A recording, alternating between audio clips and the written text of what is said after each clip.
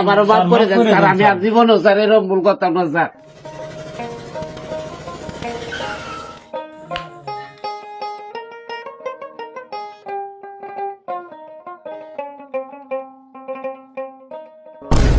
আসসালামু আলাইকুম স্যার। ভাই কেমন আছেন ভাই? জি ভালো, ভালো আছে জি আছি আলহামদুলিল্লাহ। স্যার। কি মনে করিয়াতে? আমার তো হঠাৎ করে ব্যালেন্স শেষ হয়ে গেছে, মোবাইলে ব্যালেন্স শেষ, একটু মোবাইলটা দেন আপনার, ব্যালেন্স ঢোকাবো। বাহ, এটা তো আইফোন দেখা যাচ্ছে। জি স্যার, আইফোন ও আচ্ছা আচ্ছা, কবে কিনছেন? কিনছি স্যার, বছর হইতাছে। ও আচ্ছা, ঠিক আছে। কত টাকাতে কিনছেন? 1,90,000।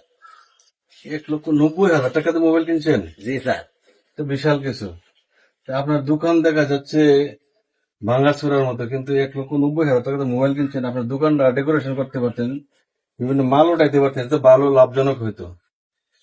স্যার সত্যি কথা বলতে স্যার, এটা 1,90,000 টাকা দিয়ে কিনছি না, second hand sir, second hand কিনছিলাম। ও আচ্ছা, সেকেন্ড হ্যান্ড মোবাইল কিনছেন? জি স্যার। আচ্ছা ঠিক আছে, আপনি বসেন। আপনি হয়তো অস্থির হচ্ছেন কেন, না স্যার। কাঁপতেছেন কেন আপনি? আপনার নাম কি রুকন? জি স্যার। আমার পিতার নাম কি আব্দুল মুতালিব? হ স্যার। গ্রামের নাম বাসাটি? জি স্যার। জি স্যার। আচ্ছা ঠিক আছে, আপনি বসেন। আপনি যে মোবাইলটা কিনছেন, কার কাছ থেকে কিনছেন? স্যার তার আমি চিনি না। আপনি চিনেন না? এই মোবাইলটা কিভাবে নিলেন? আপনি না চিনা থাকা সত্ত্বেও আপনি মোবাইলটা কিভাবে কিনলেন? এত টাকা দামের একটা আয়া মোবাইল। কইতাছে, কয় ভাই একটা মোবাইল কিনবাই না, আমি বিপদে পড়ছি, আমার 8,000 টাকা লাগে, আমি মোবাইলটা বেচালাম। পরে যা এত সস্তা, আমার কাছে টিহা আছে 8,000, পরে মোবাইলে লয়েছি স্যার। 8,000 টাকা দিয়ে মোবাইল কিনছেন, আগে যে বলেন 1,90,000 টাকা। স্যার এটা সার্চ দিয়ে দেখছি, মার্কেটে অত দাম আছে। ও আচ্ছা, মিথ্যা কথা বলছেন না? জি স্যার। ঠিক আছে, এখন বুঝবেন। এখন আপনাকে থানায় যেতে হবে। এটা নিয়ে অনেক অকারেন্স হয়েছে, বড় ধরনের অকারেন্স হয়েছে। আমার উদ্দেশ্য ছিল আপনার বিকাশে টাকা নেওয়ার জন্য না, ব্যালেন্সের জন্য। আমি আসছি শুধু এই মোবাইলটার জন্য। এটা থানায় কমপ্লেন হয়েছে, এজন্য মূলত আসা আপনার কাছে। আমি তথ্য প্রযুক্তির মাধ্যমে আপনার ঠিকানা পেয়েছি, তারপরে কিন্তু এখানে আসা, আমি শনাক্ত করে এখানে এসেছি আপনার। স্যার আমি তো এটা কিনছি স্যার, আমার তো দোষ নাই স্যার। দোষ নাই, এটা আপনি বললেও হবে না। আপনি যে অপরাধ করছেন, আপনার বড় ধরনের শাস্তি হবে। আপনাকে থানায় যেতে হবে, আসেন। স্যার এরকম বলার কথা না স্যার।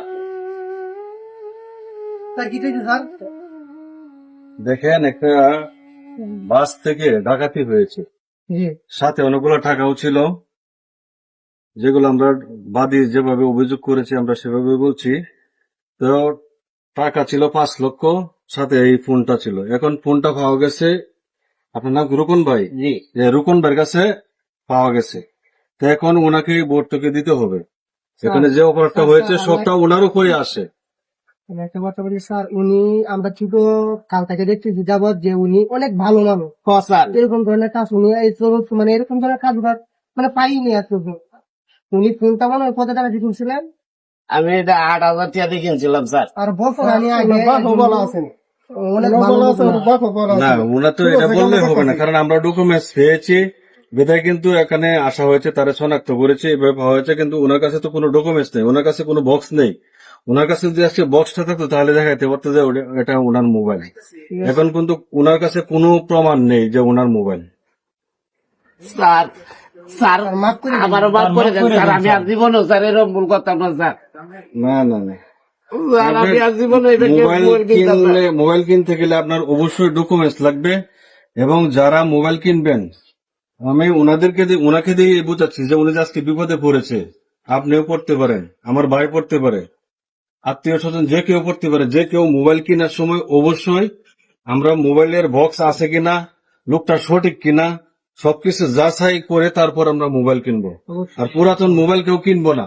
স্যার পুরাতন মোবাইল কোনো সময় কেউ আমরা কিনবো না, আর জীবনেও কিনতাম না স্যার।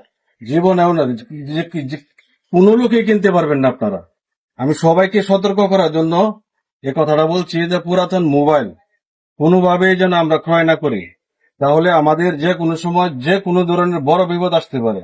মার্ডার কেস হইতে পারে, বড় ধরনের ডাকাতি, লুটপাট, বিভিন্ন ধরনের বিপদে পড়ে যাবে। আর তাই আমি সবার উদ্দেশ্যে বলছি, পুরাতন মোবাইল থেকে আমরা বিরত থাকবো, পুরাতন মোবাইল কিনবো না। হয় কম দামে মোবাইল কিনবো, কিন্তু বড় জিনিসের প্রতি লোভ দেখাবো না। বড়টা হয়েও যদি থাকে যেন সঠিক হয়, সেদিকে খেয়াল করে অবশ্যই আমরা চলবো। যে স্যার মোবাইল যদি আমার ট্যাঙ্গে তলে হইয়া তাহা জীবনও আমি এইসব মোবাইল টুহাইয়া লইতাম না, টিয়া দেখি মন দূরের কথা। ঠিক আছে, আমরা এই কাজটা যেন কেউ না করি। সবাই সতর্ক থাকবেন। ঠিক আছে, ধন্যবাদ। আসসালামু আলাইকুম। মূলত আমার এই ভিডিওটা ছিল একটা শিক্ষামূলক ভিডিও। আমরা বিভিন্ন জায়গায় বিভিন্ন প্রান্তে অনেক সময় দেখেছি এইভাবে মোবাইল কিনে মোবাইল ফেরত দিতে হচ্ছে, থানার লোক এসে নিয়ে যাচ্ছে। তো আমরা যেন এই কাজটা থেকে বিরত থাকি, পুরাতন মোবাইল আমরা যেন কেউ না কিনি। আর যদিও কিনে থাকি অবশ্যই ডকুমেন্টস সহ কিনবো, না হলে যে কোনো সময় যে কোনো ধরনের বড় ধরনের বিপদে পড়তে পারেন। তাই আমি রুকন ভাইকে নিয়ে একটা ভিডিও তৈরি করেছি।